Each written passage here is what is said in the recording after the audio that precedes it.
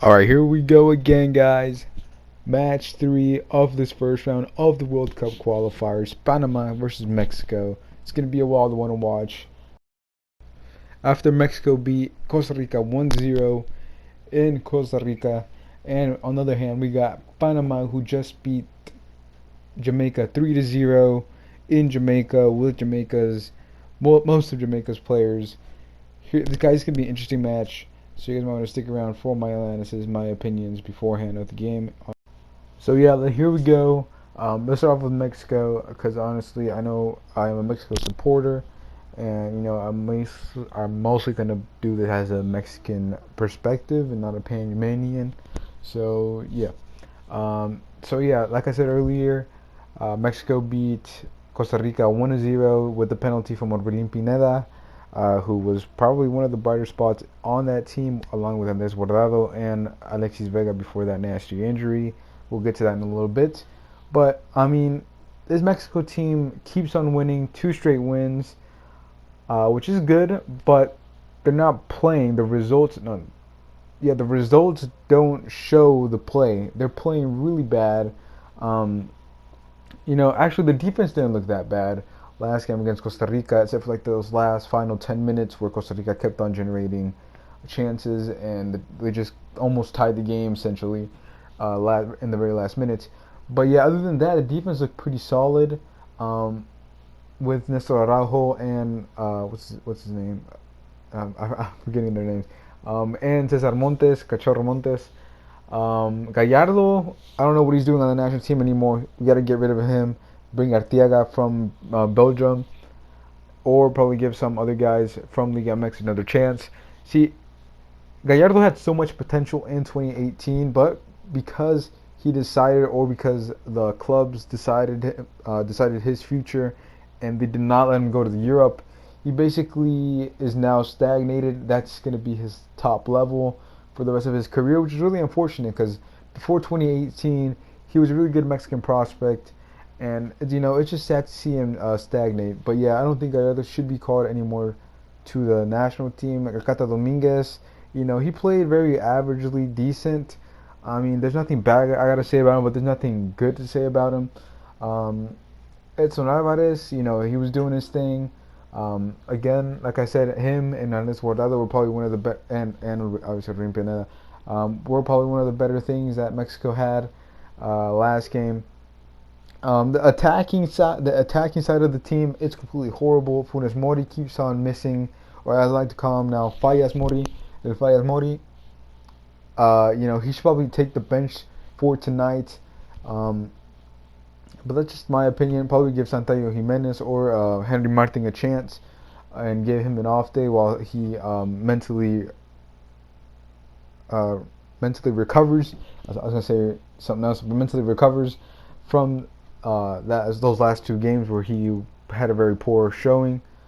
Alexis Vega, he's going to be out for 2 to 6 weeks due to an ankle injury that he suffered in Costa Rica when that player, I don't remember who it was, but slid in from behind and basically le dobló the ankle. Pretty bad stuff for Chivas fans and for us Mexico national team fans, because he's probably going to miss out the regular part of the Liga MX season, and also probably the October matches of the World Cup qualifiers, which is going to be really sad because he played really well in the Olympics, and he had a pretty good game against Jamaica and against Costa Rica. He looked one of the brighter spots on the team on the offense side. But yeah, overall, this team just looks very incoherent. They look like they're not working together. They almost look like they're working against each other, which is not good. I mean, guys, I don't know what's going on.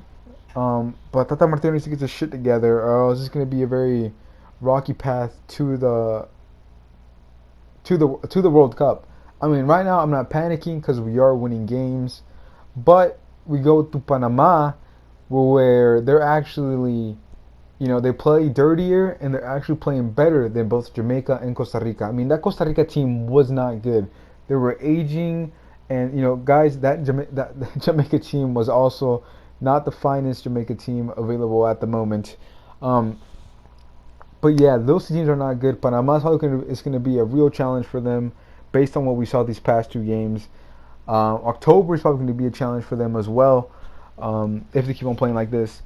But yeah, hopefully tomorrow we have a good showing, and let's look at the other side of the coin with Panama. Panama coming in from beating 3-0, from beating Jamaica 3-0.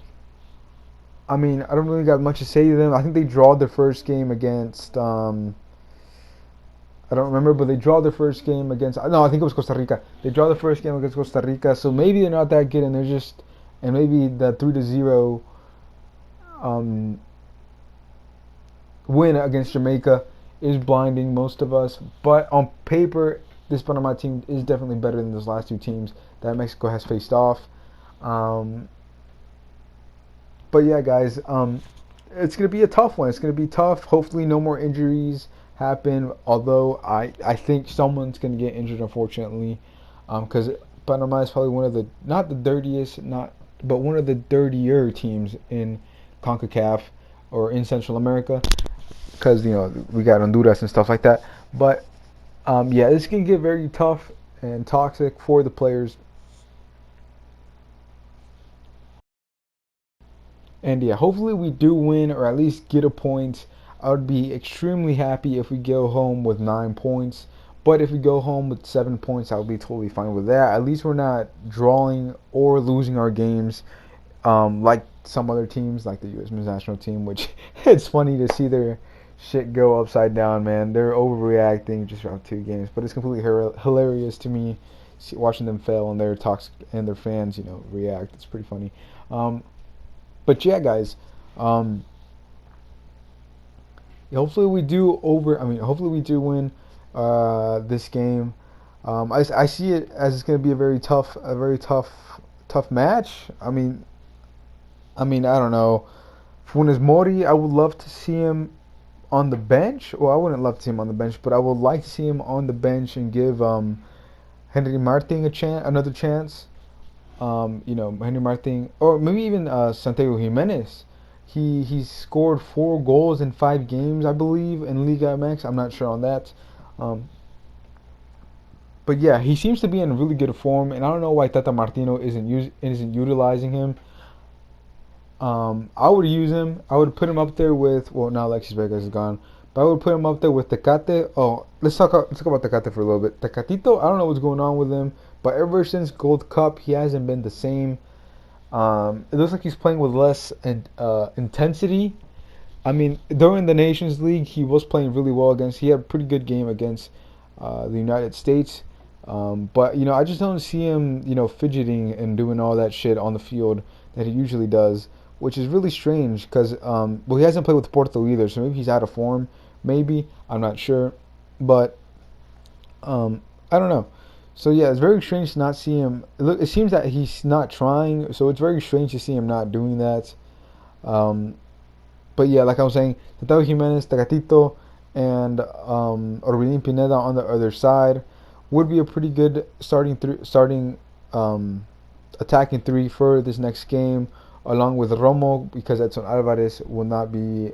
Edson Alvarez will not be playing this game because of yellow cards, which is pretty good because he's been playing really well, and I feel like some rest is probably going to be necessary for him. So I really wouldn't mind. I don't mind him missing the game out, but yeah, and it would avoid injuries. So it's pretty good on me. We already have 6 points, but I would love to see the 9, like I said.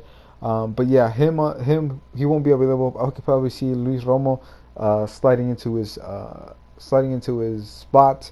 I'm getting over the 10-minute mark, but I see that. I would love to see Luis Romo there. He played really well in the Olympics, like I said earlier. Charlie Rodriguez and Andres Guardado. Again, Guardado had a really good match against Costa Rica. He might be gassed though, I'm not sure, but I would love to see him alongside with Sebastian Cordova, not Charlie Rodriguez. I'm sorry about that. Charlie Rodriguez has not been playing the same as he was at the Olympics. I don't know why, but I would love to see him with Sebastian Cordova and Andres Guardado. And then the back 2 lines, yeah, Nestor Araujo and Cachorro Montes, they had pretty solid games against Costa Rica, except for those last 10 minutes, like I said. Cata Dominguez, I'll probably give him another shot. at the left back position. Um, I mean, there's nothing necessarily bad about him, nothing necessarily good. And yeah, and then Gallardo, I would just take him out completely, put someone else in there. I'm not sure who we have on. Let me check real quick. Along with Jorge Sanchez, who also had a pretty good Olympics, and he played really well in the MLS All-Star game. Really like what I saw from him during that match, but then again, it was against MLS players. But yeah, guys, that's my opinion for today. Hopefully you guys liked it, the video or whatever. I know the FIFA gameplay isn't the best, but you know, I'm trying. Um, so yeah, if you guys want to see more of this type of content, stick around, subscribe.